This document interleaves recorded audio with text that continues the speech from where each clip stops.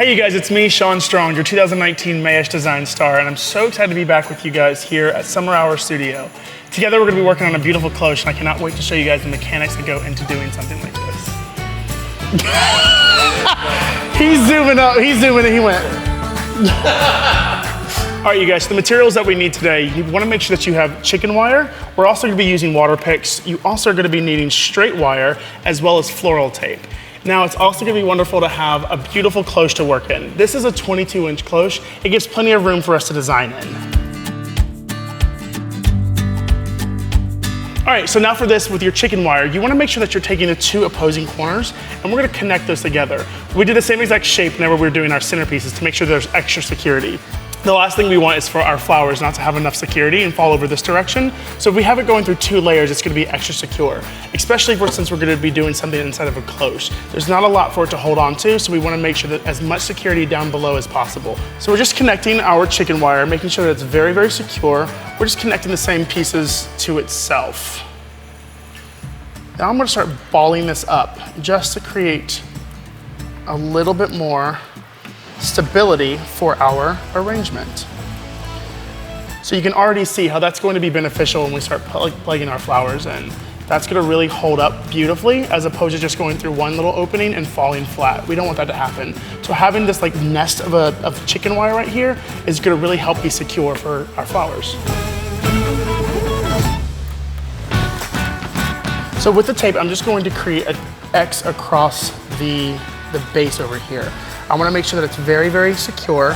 So I'm going to go ahead and just do a little crisscross pattern right across the top. And I'm going to secure the bottom with tape as well, because I don't want this to move at all. Now I'm using a thinner tape. That way I have a little bit more room to play around with when I start putting the flowers in.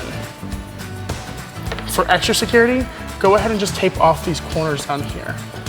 In the opposite direction, that's going to allow for extra stability and security for our arrangement.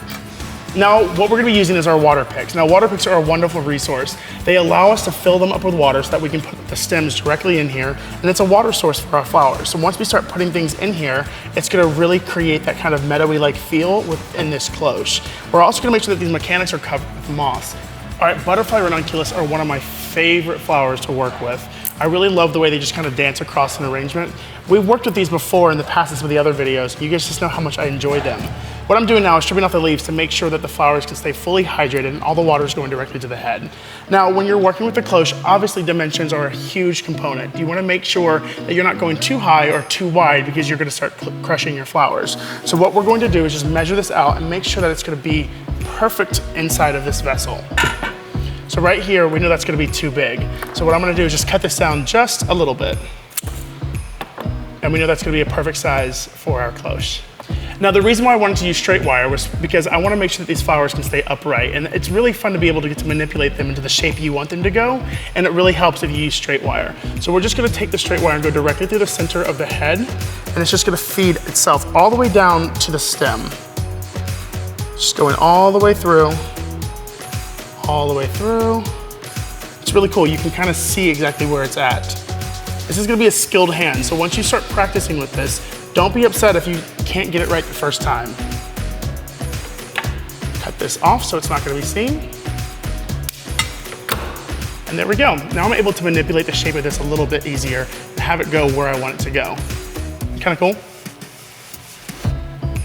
So from here, I'm putting this inside of my water pick, making sure that it's going to have plenty of water.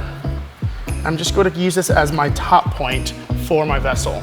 All right, so now that we have this one piece right in here, I know that once we put this on, this is going to be the highest point within our cloche. We want to make sure that we're kind of designing down at this point. This should be the highest point that we have, and we don't want to go anything higher than this because it's going to get crushed. So what we're going to do is set this aside right now and start designing this direction. All right, so right now we have our highest point and we have our widest point as well. So what I'm going to start doing is tucking in some other beautiful flowers to really kind of make this feel alive. We're going to start tucking in some beautiful Tweedia. We have some PRIVET berry over here. We have some really cool Anemones. We have Helleborus. It's going to be really, really textural, so I can't wait to show you guys what it's going to look like. So So right now, since we already have our Tweedia in, we also have our butterfly ranunculus, I'm adding in privet berry. Now I love working with privet because it's such a cool texture and it has this beautiful navy color to it. So if you're ever working with someone that's wanting to have a navy kind of color in their wedding bouquets or their centerpieces, privet berry is a wonderful, wonderful asset to add into any centerpiece or an arrangement.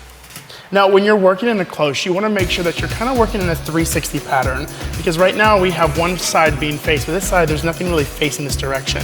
So we want to make sure that we're working kind of in a 360 because it's going to be seen from all different sides. This would be beautiful to have on a table. This is going to be gorgeous to have on a cocktail table. This would be a wonderful thing to have on your own personal table during the holiday season.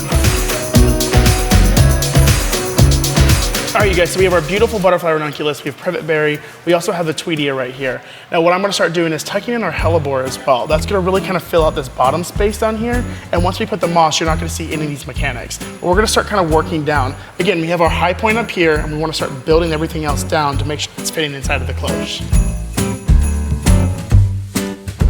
All right, you guys, so I went ahead and added the Helleborus down pretty low. I like to make sure that I'm thinking about where the flowers grow in nature and incorporate them in my designs. So since they kind of grow as like little shrubs down below, I'm gonna add them in over here. Whereas our butterfly ranunculus have this kind of like lively little spirit to themselves, they're gonna be up a little bit higher and taller. So I wanna make sure that I'm kind of thinking about that whenever I'm doing the design process. Right now, I'm gonna start tucking a little bit more of these Japanese anemones, and then we're gonna add in some moss, and then we're gonna cover it all up, and you guys are gonna see what it looks like. All right, now this is a beautiful flower you guys can also incorporate. I love the way it kind of bounces just like these ranunculus do, and I'm thinking that this purple tone will really pull in the blue from the privet and the purple from the Helleborus. That being a little too tall, I wanna cut it down, because again, I wanna make sure that my tallest point is right there. That's why it's nice to go ahead and get the tall point first, so you can start designing everything down accordingly. When you're designing with delicate flowers like this, I think it's very, very important to make sure that you're very intentional with where you're placing them. Again, grouping them in their families, making sure they're kind of in a collection together, it makes it look as if they're supposed to be there. Otherwise, things just kind of poke it out throughout the whole entire arrangement. It doesn't really look natural, and it kind of looks a little forced and contrived. That's the last thing we want when we want this beautiful garden feel.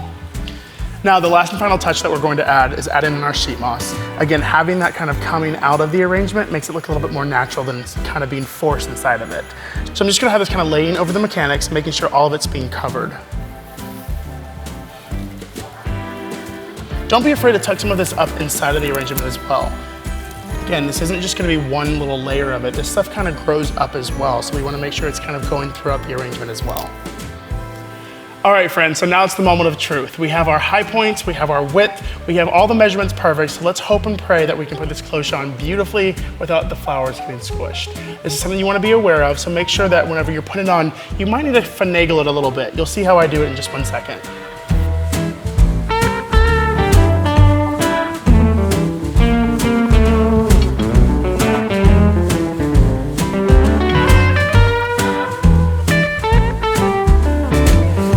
Laughter flow.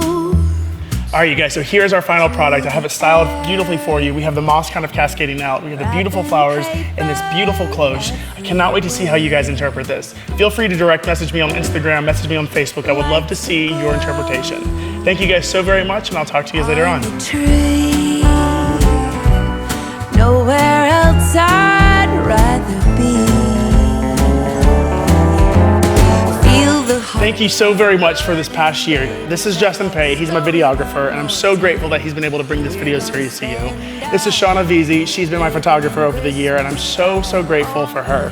Thank you guys for watching the video series. Be sure to tune in and follow along as I give my workshop dates that are taking place in 2020. Cannot wait to see you guys there, and y'all have a happy new year.